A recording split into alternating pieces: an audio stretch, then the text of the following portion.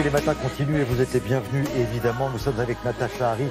Nous allons nous intéresser à présent aux crues. On en a beaucoup parlé. Paris a d'ailleurs vécu 2 grandes crues cet hiver et il y a 2 ans.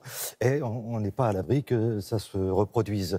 Alors comment faire pour éviter tout ce qui s'est passé pendant ces 2 crues?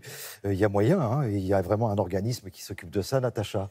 Effectivement, ce qu'on va découvrir ce matin, c'est que la Seine et ses affluents ont été très largement aménagés depuis environ un siècle pour faire en sorte, d'une part, d'éviter les inondations de Paris, mais aussi des villes qui longent ces affluents, enfin qui sont sur ces affluents, et également permettre en période de sécheresse d'avoir toujours une navigation fluviale possible. Parce que la Seine, c'est vraiment un couloir de navigation fluviale, c'est 20 millions de tonnes de marchandises qui circulent chaque année, c'est l'équivalent de 1 million de camions sur les routes, alors que le transport fluvial, c'est un transport propre. Je vous propose de découvrir comment la Seine et ses affluents ont été aménagés justement pour gérer à la fois le débit de l'eau et son niveau. Regardez. L'hiver 2018 restera dans les annales des crues de la Seine et de ses affluents. Pour limiter la montée des eaux sur l'agglomération parisienne et le bassin de la Seine, 4 lacs réservoirs ont pourtant été construits. Situés en amont du bassin parisien, l'un sur la Seine et les 3 autres sur ses principaux affluents, l'Yonne, l'Aube et la Marne, ces 4 réservoirs s'étendent sur une superficie équivalente à la ville de Paris. Ils peuvent stocker 850 millions de mètres cubes d'eau.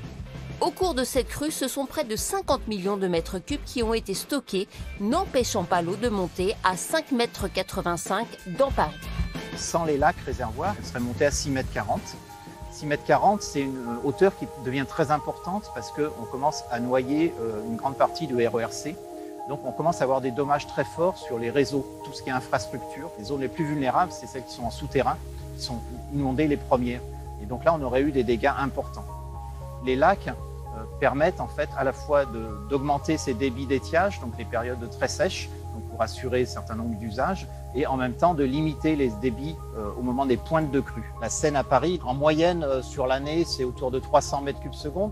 Pendant une crue très forte, comme celle de janvier 1910, on avait un débit dans la Seine de l'ordre de 2600 m3/s. 1910, une crue record avec plus de 8 mètres d'eau au pont d'Austerlitz. Mais il faudra attendre la grande sécheresse de 1921, puis une nouvelle crue importante en 1924 pour que soit prise la décision de construire des lacs réservoirs pour réguler les variations du niveau de la Seine. Le premier vit le jour en 1938, le dernier fut mis en service en 1990. Et en été, par contre, en période d'étiage sévère, la Seine à Paris, ça peut être jusqu'à la moitié de son débit qui vient directement du lâcher de nos ouvrages. La navigation fluviale sur la Seine est stratégique. Elle est régulée par les voies navigables de France qui maintiennent un niveau d'eau le plus constant possible. Sur la Seine, on garantit en moyenne 3,2 mètres de profondeur de ce qu'on appelle le mouillage pour permettre aux bateaux de circuler. Nos ouvrages sont là pour faire en sorte qu'on ait un niveau d'eau qui n'existe pas naturellement dans la rivière. En période de crue, il faut donc les effacer pour que l'eau puisse s'écouler. Si on ne baissait pas nos barrages, évidemment, la rivière aurait tendance à déborder beaucoup plus qu'elle ne le fait naturellement. Gérer les périodes de sécheresse, en fait, c'est d'autant plus important qu'avec les changements climatiques qui s'annoncent, on sait que c'est des événements qui risquent d'être plus fréquents et d'amplitude peut-être supérieure à ce qu'on a connu. Et on est sur une agglomération parisienne qui est très vulnérable au manque d'eau. Il faut de l'eau suffisante pour diluer toutes les pollutions, et notamment les rejets des stations d'épuration. Alimenter donc les dispositifs de climatisation, de chauffage urbain, permettre la navigation, mais aussi permettre le refroidissement de la centrale nucléaire de Nogent-sur-Seine notamment. Donc les enjeux sont très importants en fait, à la fois en termes d'écologie, mais aussi en termes de vie économique. Bon, écoutez, normalement, on est bien protégé, hein. Oui, parfaitement, on est bien protégé. Pardon, je suis troublée par la... Oui, ne touchez pas votre téléviseur. Oui. Vous avez les 2 sœurs jumelles qui sont voilà, pour la Télématin. On est bien protégé et un 5e ouvrage de rétention est actuellement à l'étude qui devrait être situé dans la région de confluence entre l'Yonne et la Seine, toujours pour faire en sorte d'éviter ce risque d'inondation. Merci Natacha.